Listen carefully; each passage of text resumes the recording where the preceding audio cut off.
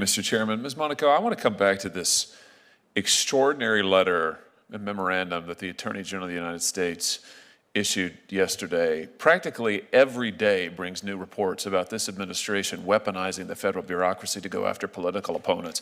Frankly, I don't think we've ever seen anything like it in American history. I mean, for those of us who missed the McCarthy era, I guess this president is intent on bringing it to us, but with new force and new power and new urgency, unlike anything we've ever seen. Are you aware of any time in American history when an attorney general has directed the FBI to begin to intervene in school board meetings, local school board meetings?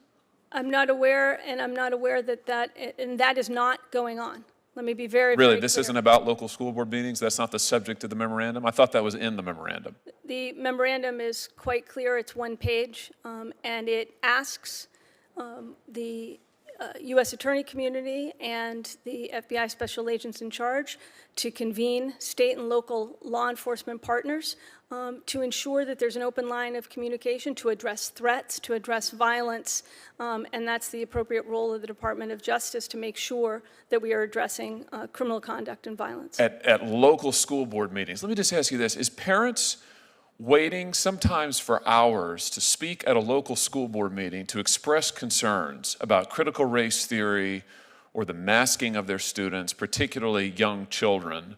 Is that in and of itself, is that harassment and intimidation? Is waiting to express one's view at a school board meeting harassment and intimidation? As the Attorney General's memorandum made quite clear, spirited debate is welcome, is a hallmark of this country. It's something we all should engage in. And no, I don't think so, Ms. Monaco. With all due respect, it didn't make it quite clear. It doesn't define those terms, nor does it define harassment or intimidation. It talks about violence. I think we can agree that violence shouldn't be condoned or looked aside from in any way, swept under the rug at all.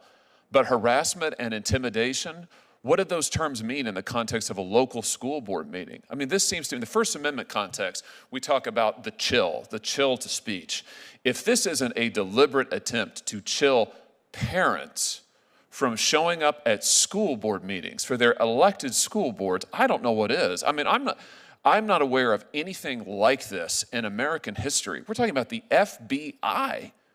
You're using the FBI to intervene in school board meetings. That's extraordinary. Senator, I have to respectfully disagree. That is not what... Point me to an instance. The Attorney General's memorandum made quite clear that violence is not appropriate. Spirited public debate on a whole range of issues is absolutely what this country is all about. Then why is it being investigated by the FBI? It is not. When and if any situation turns to violence, then that is the appropriate role of law enforcement to address it. The memorandum covers more than violence. It talks about intimidation, it talks about harassment, so I'm asking you to draw some lines. We do this all the time in the First Amendment context. This is the sum and substance of First Amendment law, so I expect that you'll be available and willing to do it now. Tell me where the line is with parents expressing their concerns, waiting for hours in these school board meetings. We've all seen the videos. This happened in my state. Parents have waited for hours. Sometimes the school board meetings have been ended before they can speak because the school board doesn't want to hear it. And now parents are told that if they wait and they express their views that they may be investigated for intimidation? I don't know who's telling them that, Senator. The job of the Justice Department is to investigate crimes.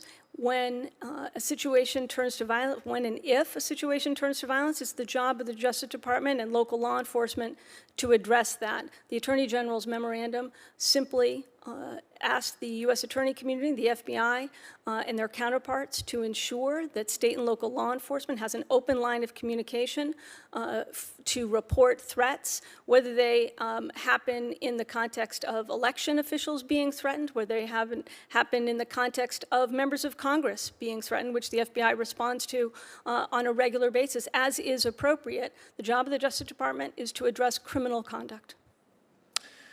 You know, all I can say is this is truly extraordinary. I think you know it is. It's unprecedented. You can't point to a single instance where anything like this has happened before. And I think parents across this country are going to be stunned to learn, stunned, that if they show up at a local school board meeting, by the way, where they have the right to appear and be heard, where they have the right to say something about their children's education, where they have the right to vote, and you are attempting to intimidate them.